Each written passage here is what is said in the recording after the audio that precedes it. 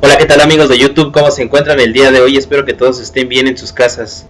Estas son unas noticias que me parecieron interesantes y que yo creo que también les parecerán interesantes a ustedes.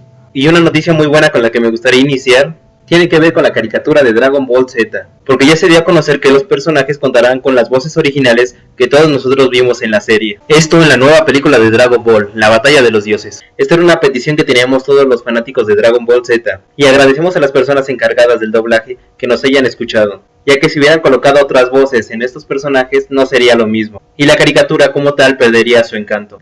En la película, Mario Castañeda hará de nuevo la voz de Goku, y René García regresará con la voz de Vegeta. Y esperemos que la película valga la pena. Otra noticia curiosa internacional ocurrió hace ya unos días en Dubái, donde una mujer noruega de 24 años fue condenada a 1 año 6 meses por hacer una acusación de violación. Las autoridades, en lugar de hacer caso a la acusación de la mujer, la detuvieron y la acusaron de mantener relaciones extramaritales, hacer falso testimonio y por el consumo ilegal de alcohol. Afortunadamente, días después de que se dio a conocer la noticia, la mujer fue liberada y se le entregó de nuevo su pasaporte. Seguramente el gobierno de Dubái no quería dar una mala imagen respecto a la situación. En una entrevista, la mujer mencionó que su principal prioridad después de lo ocurrido sería regresar a su país.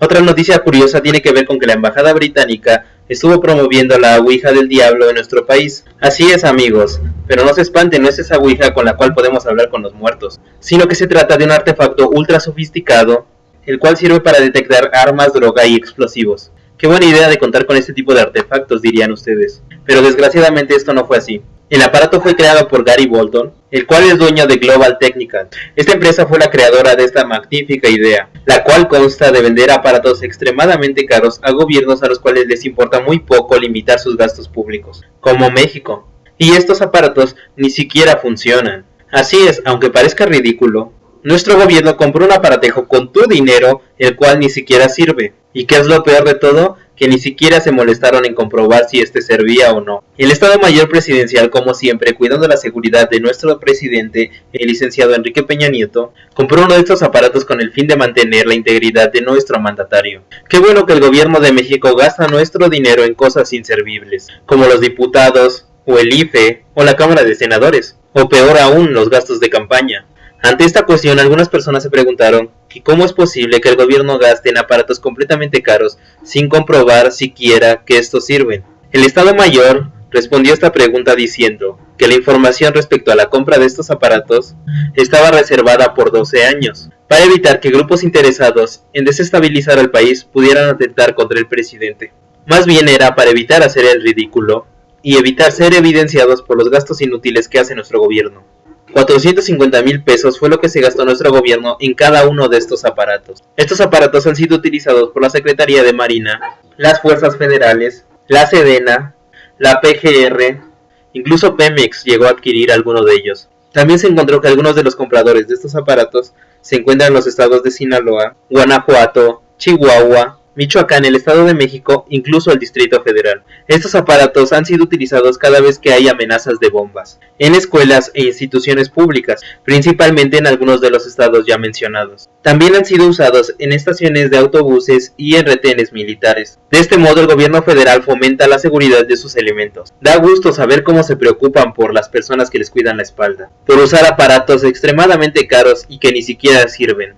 Y con esto fomentar el seguir engañando a la población en que en realidad se está haciendo un buen trabajo. Como siempre, el gobierno mexicano demuestra su eficacia en cuanto a los gastos públicos. Este aparato incluso ha sido usado en países como Irak y Afganistán, donde desgraciadamente muchas personas han perdido la vida, esto debido a que el aparato ni siquiera funciona. En otra noticia que tiene que ver con nuestro país, hace unos días se dieron a conocer los resultados de un estudio hecho en el estado de Querétaro, donde se encontró que las principales enfermedades de transmisión sexual que presentan los jóvenes son el herpes y la gonorrea.